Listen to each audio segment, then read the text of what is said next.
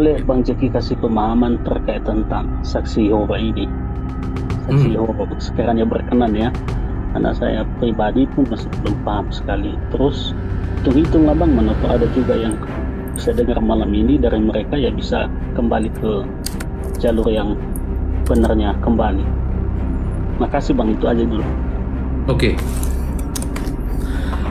Ya, jadi begini ya teman-teman. Terima kasih Bang Nuris sebelumnya. Jadi begini, saksi Yehuwa ya. Saksi Yehuwa ini nenek moyangnya, ya, nenek moyangnya adalah ketika adanya konsili tahun 325, ya, konsili tahun 325 itu di Nisea. Nah, jadi teman-teman sekalian, yang terjadi di konsili tahun 325, ya, ya, karena ini sejarah teman-teman, jadi saya harus tampilkan dulu. Jadi begini, bahwa ajaran daripada saksi Yehuwa ini adalah, atau nenek moyangnya ya, nenek moyangnya daripada saksi Yehuwa ini adalah ajaran daripada Arius. Ya, Arius ini adalah salah satu juga dulu orang rohaniawan, ya, salah satu orang rohaniawan juga. Nah, maka daripada itu teman-teman sekalian, Arius itu berpendapat bahwa Yohanes 1 ayat 1 ya, ini saksi Yehuwa ya, saksi Yehuwa itu Alkitabnya namanya Alkitab Terjemahan Dunia Baru, ya, itu nama Alkitab saksi Yehuwa.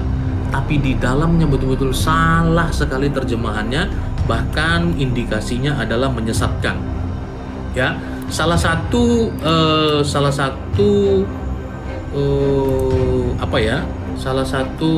terjemahan ya yang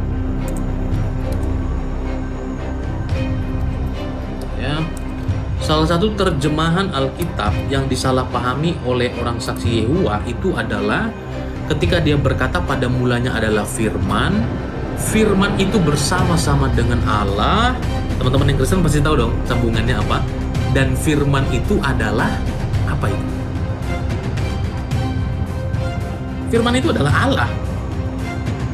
Nah, jadi orang-orang saksi Yehuwa itu Alkitabnya bukan terjemahannya bukan begitu. Pada mulanya adalah firman, firman itu bersama-sama dengan Allah, dan firman itu suatu Allah. Jadi kalau ada saksi Yehova di sini, saya mau sekali diskusi. Masalahnya mereka tidak pernah, ya, tidak pernah mau membuka diri untuk diskusi, itu nggak pernah, ya. Karena kalau mereka mau bawa persoalan-persoalan tentang tekstual, wah saya siap sekali itu, ya, saya siap sekali. Nah, tetapi mereka tidak akan mau ke situ, ya, tidak ada yang mau ke situ. Nah, maka daripada itu teman-teman sekalian, mereka menerjemahkan pada mulanya adalah firman, firman itu bersama-sama dengan Allah, dan firman itu suatu. Loh, suatu itu suatu apa? Kalau suatu Allah itu Allah bukan. Mereka katakan mirip Allah. Loh, kalau mirip Allah bukan Allah berarti? Ya bukan Pak, tapi suatu Allah. Suatu Allah itu apa? Nah, mereka berpikir juga bahwa firman ini itu diciptakan. Ya, ini titik poinnya daripada perdebatan antara Athanasius dengan Arius. Ya, ini sama-sama bapak gereja ini. Ya, sama-sama rohaniawan. Nah, jadi Athanasius berpendapat bahwa Bapa itu, Allah Bapa, kekal bersama dengan firman-Nya dan rohnya. Firman ini tidak diciptakan. Ya, makanya dia disebut Allah. Sesuatu yang seidentik dan sehakikat dengan Allah pasti adalah Allah. Tidak mungkin firman Allah bukan Allah. Nah, makanya ajaran daripada Arius ini ditentang, bahkan dia menghasut orang-orang waktu itu sampai terjadilah tentang konsili Nisea tahun 325. Jadi bukan di situ Yesus bukan Tuhan tiba-tiba jadi Tuhan, itu keliru. Ya. Nah, itu kan yang disampaikan oleh mengaku sebagai seorang mantan Katolik, mantan suster, namanya itu dipopulerkan oleh dia ya. Namanya Irene Handono. Nah, ya, Irene Handono, bahwa sangat kasus dulu dia menjadi seorang Katolik katanya, tapi tidak sempat menjadi suster, baru pendidikan sudah tanda kutip. Nah, tetapi saya tidak membahas dia. Dia mengatakan bahwa tahun 325 Yesus itu belum Tuhan dan disahkan jadi Tuhan. itu dia manuskripnya saja, atau dia punya tentang keputusan Konsili Nisia aja dia nggak punya, tapi bisa ngomong begitu, teman-teman. Ya, ibaratnya begini, kamu tuh sudah punya tanah, tapi nggak punya patok. Ya, kamu sudah tahu ukuranmu melalui BPN itu sudah tahu ukuran tanahmu tuh udah tahu. Ya, nah, tetapi karena tidak dipatok, tidak dipasang tiangnya, ada orang serobot itu. Ya, ada orang serobot tanah itu. Dia bilang itu punyanya. Nah, maka Konsili Nicea tahun 325 itu bukan mengatakan dalam ilustrasi tanah tadi, tanahnya sebenarnya nggak ada, tetapi menjadi ada. Itu pemikirannya Irenea Handono. Nah, maka di Konsili 325 itu bukan mengatakan Yesus bukan Tuhan dan Allah, tetapi mempertegas posisi ini, memasang patoknya bahwa apa yang sudah ada sejak semula ya begitu. Maka Konsili tahun 325 yang dimenangkan oleh Athanasius itu pasang patok yang tegas bahwa Yesus adalah Allah dan tidak diciptakan. Firman Allah adalah Allah. Karena Alkitab mencatat segala sesuatu diciptakan oleh firman. Langit dan bumi diciptakan oleh firman. Jadi Allah menciptakan dengan firman. Ya. Nah, maka kalau firmannya diciptakan, padahal kuasa penciptaan ada pada firman, dengan firman apa dia menciptakan firman? Kira-kira begitu ya, teman-teman ya. Itu contoh kasus yang sangat mendasar tentang saksi Yehuwa. Ya, bahkan supaya teman-teman tahu, matinya Arius itu adalah di kamar mandi.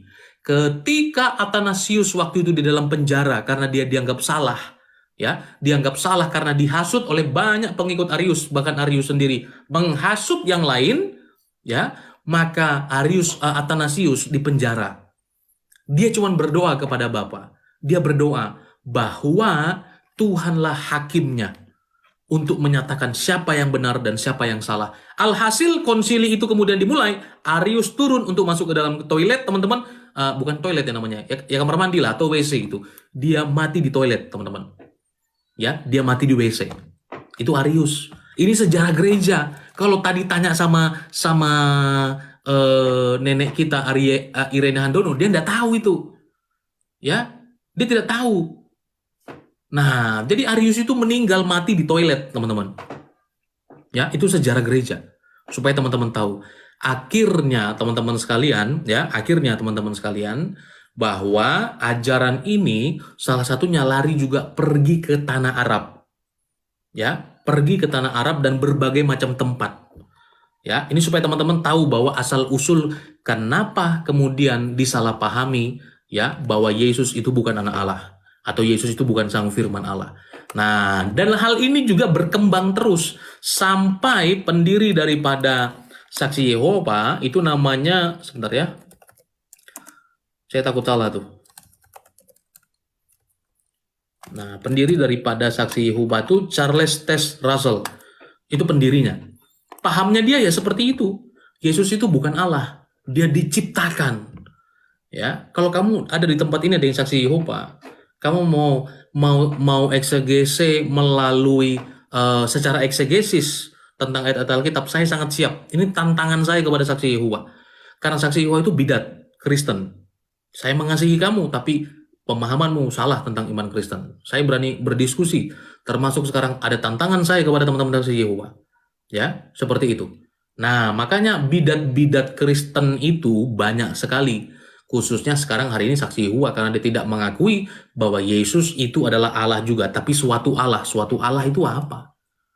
Ya, nah kira-kira seperti itu. Nah, jadi juga dia mengatakan Yesus itu bukan Allah, tapi suatu Allah. Dia adalah penghulu malaikat. Ya, penghulu malaikat. Sebenarnya banyak, Bang. Tapi dari dasar itu, saya berharap teman-teman mengerti siapa Saksi Yehova ini.